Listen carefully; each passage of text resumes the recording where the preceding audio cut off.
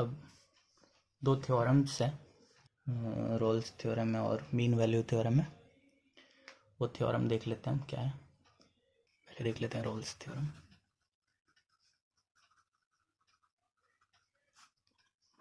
Rolle's theorem क्या कहती है कि अगर आपको कोई फंक्शन है एफ एक्स, ये किसी इंटरवल ए बी में कंटिन्यूअस है और ए बी में डिफरेंशिएबल है, और इसके साथ साथ फंक्शन की value at a is equal to function की वैल्यू एट बी है, तो इस इंटरवल ए बी में कोई ऐसा पॉइंट सी एग्जिस्ट करेगा, ऐसा एक पॉइंट सी एग्जिस्ट करेगा इस इंटरवल ए बी में कि फंक्शन का जो डेरिवेटिव होगा उस पॉइंट पे उसकी वैल्यू ज़ीरो होगी। यही है थ्योरम। अब ये तो मैथमेटिकल हो गया, समझ लेते हैं ये है क्या। थ्योरम व्योरम कुछ नहीं है, ये समझ सकते हैं, बिल्कुल सिंपली समझ सकते हैं। डेरिवेटिव ज़ीरो होने का मतलब क्या है, स्लोप ज़ीरो है, टेंजेंट का स्लोप ज़ीरो है, उस पॉइंट पे सी पे टेंजेंट का स्लोप ज़ीरो है। अगर मान लीजिए हम इसी हिसाब से कोई फंक्शन ड्रॉ कर लेते हैं, कंटिन्यूअस है, डिफरेंशिएबल है, ठीक है, ये एक पॉइंट है ए और ये एक पॉइंट है बी। हमारा ये फंक्शन है एफ एक्स, फंक्शन है एफ एक्स, ये एफ, इसकी वैल्यू ए पे f of a is equal to f of b है, ये वाली प्रॉपर्टी सेटिस्फाई कर रही है, f of a is equal to f of b है। तो ये थ्योरम क्या कहती है, और ये फंक्शन कंटिन्यूअस है और डिफरेंशिएबल भी है, इसको इंटरवल पे देख रहे हैं आप, कोई कॉर्नर पॉइंट नहीं है, बिल्कुल लगातार बना दिया मैंने। तो ये थ्योरम क्या कहती है कि इस ए टू बी में कोई ऐसा पॉइंट सी मिलेगा आपको जिस पॉइंट पे टेंजेंट का स्लोप जो है, ये टेंजेंट मैंने खींची, इसका स्लोप जो है वो जीरो होगा। देखें आप, एक्स एक्सिस से आप इस टेंजेंट का एंगल निकालेंगे तो क्या आएगा, वो जीरो है। ये पॉइंट है और कुछ नहीं। तो जाहिर सी बात है, आप दो पॉइंट के बीच में अगर कोई भी कंटिन्यूअस फंक्शन बनाएंगे कि उन दो पॉइंट्स पे उस फंक्शन की वैल्यू इक्वल हो, तो उसके बीच में कोई ना कोई एक पॉइंट ऐसा मिलेगा ही जहाँ पे आपका फंक्शन वापस लौट के आएगा। तो टेंजेंट जब आप खींचोगे तो वो वैल्यू आपकी जीरो आएगी। तो बस यही है इसकी थ्योरम। इस पर एक एग्जाम्पल देख लेते हैं कि अगर मान लीजिए कि आपका कोई फंक्शन है f x is equal to x square plus two और इंटरवल -2 to 2 में वेरीफाई रोल्स थ्योरम।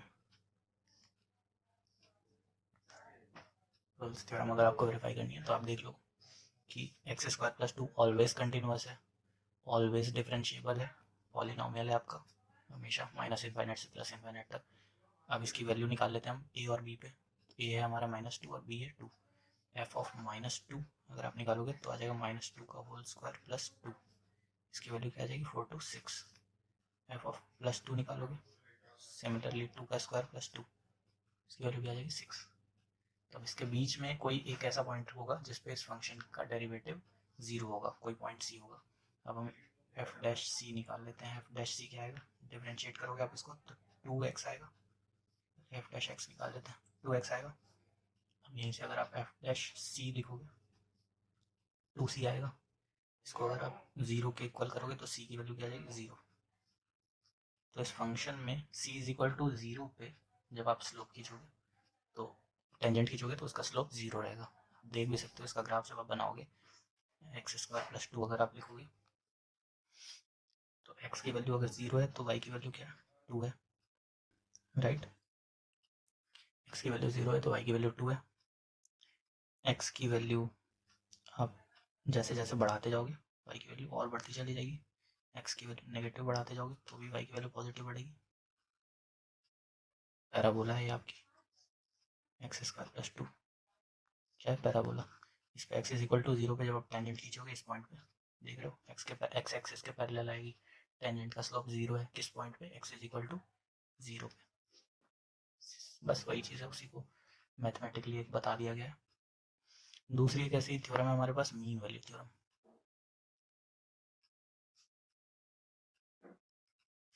या MVT भी कहते हैं इसको, मीन वैल्यू थ्योरम। तो ये थ्योरम क्या कहती है कि अगर मेरा कोई फंक्शन है एफ एक्स, ये कंटिन्यूअस है इन ए कॉमा बी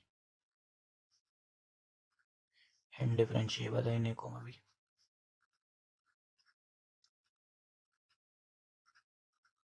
ये ओपन ब्रैकेट और क्लोज ब्रैकेट का मतलब क्या होता है कि इसमें ये एंड पॉइंट्स ए और बी इंक्लूडेड नहीं होते हैं, और क्लोज ब्रैकेट में एंड पॉइंट्स भी इंक्लूडेड होते हैं, मतलब ये एंड पॉइंट्स पे भी कंटिन्यूअस है और इनमें हमको एंड पॉइंट पे डिफरेंशिएबल है या नहीं है इससे कोई लेना देना नहीं है। तो अगर कोई फंक्शन ऐसा है कि इंटरवल ए टू बी में कंटिन्यूअस है और डिफरेंशिएबल है, तो एक there exist some c in a comma b such that जो डेरिवेटिव होता है फंक्शन का, उसकी वैल्यू जब आप सी पे निकालते हो तो उसकी value F of B minus F of A upon B minus A इसके इक्वल आती है। अब इसको हम समझ लेते हैं ये क्या है। इसको ऐसे समझ लेते हैं कि ये आपका एक तरह से आपको ये भी स्लोप है, ये एफ डैश सी तो किसी पॉइंट सी पे इस फंक्शन का स्लोप है, पक्का है, और ये भी आपको एक स्लोप की तरह दिख रहा होगा। जैसे स्ट्रेट लाइन की इक्वेशन लिखते हैं, स्ट्रेट लाइन की इक्वेशन लिखते थे y minus Y one is equal to y two minus Y one upon x two minus x one into x minus x one आगे रहता था। तो इसमें ये जो y two minus Y one into upon x two minus x one ये जो होता था ये स्लोप होता था उस स्ट्रेट लाइन का। तो वैसे ही यहाँ पे जो F of B minus F of A है इसको आप Y two minus Y one consider करो और बी माइनस ए को X two minus x one consider करो, तो ये भी किसी स्ट्रेट लाइन का स्लोप जैसा दिख रहा है। एफ डैश सी तो किसी पॉइंट सी पे स्लोप है ही, ये भी स्लोप जैसा दिख रहा है। अगर आपको मान लो कि ये स्लोप ही है किसी स्ट्रेट लाइन का और आपको पता लगाना है कि वो स्ट्रेट लाइन किन दो पॉइंट से होके जा रही है, तो हम ग्राफ बनाए अगर इसका कि मान लो कि कोई स्ट्रेट लाइन है उसका स्लोप ये है Y two minus Y one upon x two minus x one, जहाँ X two X one Y two Y one क्या है, पॉइंट्स हैं जिनसे वो होके जा रही है। तो पॉइंट पहला point X one comma Y one, अगर ये X two minus x one है तो ये एक्स वन ये Y one, A comma F of A X one comma Y one, दूसरा point X two comma Y two B comma F of B. इन दो point से हो के अगर कोई स्ट्रेट लाइन जा रही है तो इस स्ट्रेट लाइन का अगर आप स्लोप लिखना चाहोगे तो सेम चीज़ आएगी Y two minus Y one F of B minus F of A upon x two minus x one B minus A, इसी स्ट्रेट लाइन का स्लोप है। ठीक है, तो ये थ्योरम कहती क्या है कि अगर आपका कोई कर्व है, जो कि ए टू ए है, x is equal to a और ये बी है, x is equal to B.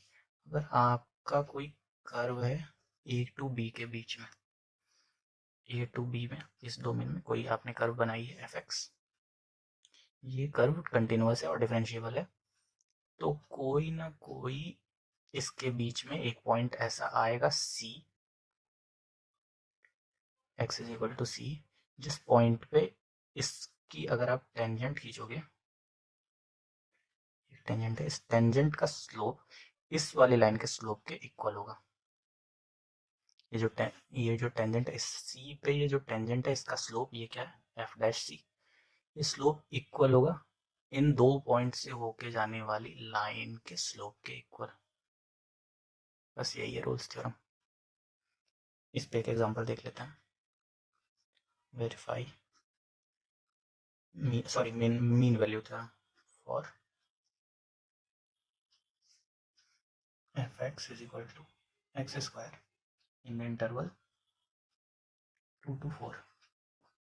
F x is equal to x square always continuous always differentiable, क्योंकि पैराबोला है आपकी y is equal to x square, है ना, हमेशा कंटिन्यूस हमेशा डिफरेंशिएबल है। ठीक है, आपको मीन वैल्यू थ्योरम वेरीफाई करनी है इसमें। आप ए है आपका 2, बी है आपका 4, एफ ऑफ एफ डैश सी आप अगर सबसे पहले निकालो तो आ जाएगा आपका 2x। ठीक है, एफ ऑफ बी आप निकालोगे एफ ऑफ 4 की वैल्यू 4 का square is equal to 16। F of A अगर आप निकालोगे एफ ऑफ 2 का स्क्वायर ये आ जाएगा 4। रोल्स थ्योरम कहती है f dash c f dash x, sorry ये था एफ डैश सी अगर आप निकालोगे तो आएगा 2c is equal to f of b which is 16 minus F of a 4 divided by b minus a 4 minus 2 b minus a 4 minus 2। तो ये आपका क्या आ जाएगा 2c is equal to 16 minus 4 12 divided by 2। So c की value यहाँ से आपकी क्या आ जाएगी 3। तो there exist some c between a and b 2 से 4 के बीच में आपका 3 eight which slope of the function is slope of the tangent is equal to the tangent passing through such points। तो ये है कि c इज इक्वल टू 3 पे जो आपकी टेंजेंट खींचोगे उसका स्लोप जो है वो इन दो पॉइंट से होके जाने वाली टेंजेंट के स्लोप के इक्वल होगा। ये है आपकी रोल्स थ्योरम।